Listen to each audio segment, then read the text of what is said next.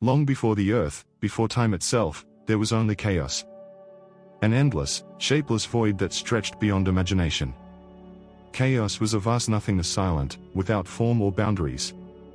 But even in that stillness, life began to stir. From the yawning darkness of chaos, something miraculous occurred. Gaia, the earth, emerged.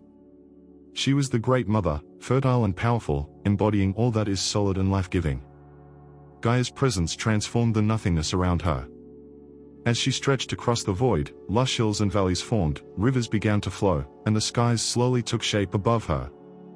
But Gaia was not alone for long. Out of chaos came Tartarus, the deep abyss below the earth. His dark realm would become the prison for the most fearsome beings, a place where even the gods feared to tread.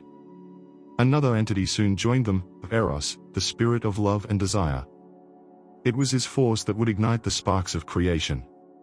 Eros brought life, and through his influence, Gaia was able to create and bring forth new beings. Gaia, sensing the empty sky above her, longed for companionship. She gave birth to Uranus, the sky, who stretched endlessly over her, covering her like a vast dome of stars. Together, they were the first divine pair, earth and sky, mother and father of all creation. Uranus looked down upon Gaia, and their union was fertile. From their bond came the first powerful beings, the Titans, enormous and mighty, destined to shape the future of the universe. One by one, the Titans emerged from Gaia's womb, each more formidable than the last. There was Oceanus, the Titan of the seas, whose waters would one day cover the earth. Hyperion, who brought forth the sun, and Thea, the goddess of sight. The world was beginning to take form as the Titans filled it with elemental forces. But Gaia and Uranus's children did not stop with the Titans. Soon, the monstrous Cyclopes were born, one-eyed giants with unmatched strength. Then came the Hecatoncheias, terrifying creatures with 50 heads and 100 hands, beings of immense power. But not all was harmonious in this young world. Uranus, fearing the strength of his children, especially the Cyclopes and the Hecatoncheias, cast them into Tartarus, locking them away in the deepest parts of the earth. Gaia's heart ached as she watched her children suffer in darkness. Furious with Uranus's cruelty, Gaia devised a plan to overthrow him. She turned to her son Cronos, the youngest but most cunning of the Titans, and handed him a sickle made of unbreakable adamantine. Cronos, Gaia whispered, you must free your brothers from their torment. Strike Uranus down and take his place as the ruler of the heavens.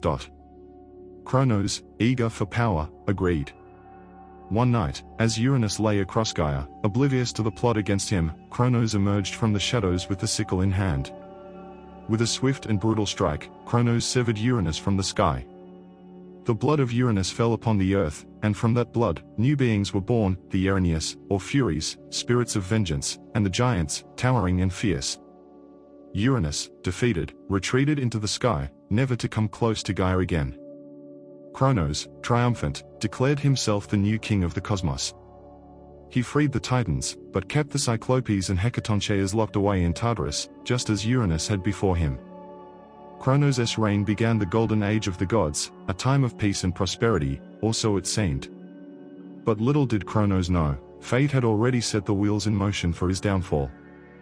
For Cronos had been warned one of his own children would rise up against him, just as he had done to Uranus. In a desperate attempt to prevent this prophecy, Cronos made a chilling decision. Every time his wife, Rhea, gave birth to a child, he devoured them whole. But the cycle of rebellion and vengeance could not be stopped. One day, Rhea, heartbroken over the loss of her children, decided to deceive her husband. When her youngest, Zeus, was born, she hid him away in a cave on the island of Crete. In his place, she offered Cronos a stone wrapped in swaddling clothes, which he swallowed without a second thought. Zeus grew strong in secret, nurtured by the nymphs and protected by the goat Amalthea. When the time came, Zeus would return to challenge his father and fulfill the prophecy, bringing the age of the Titans to an end and ushering in the rule of the Olympian gods. Thus began the great cosmic saga, a tale of power, betrayal, and the eternal struggle between parent and child. The world had been formed, and the gods had taken their places. But the story was far from over. From the depths of chaos to the rise of Zeus, the cycle of creation and destruction would continue, shaping not only the fate of the gods but of mankind itself. The seeds of rebellion had been planted, and soon, the world would witness the battle of the gods, one that would change the cosmos forever. Please join me in the next video as we continue to explore the Greek mythology.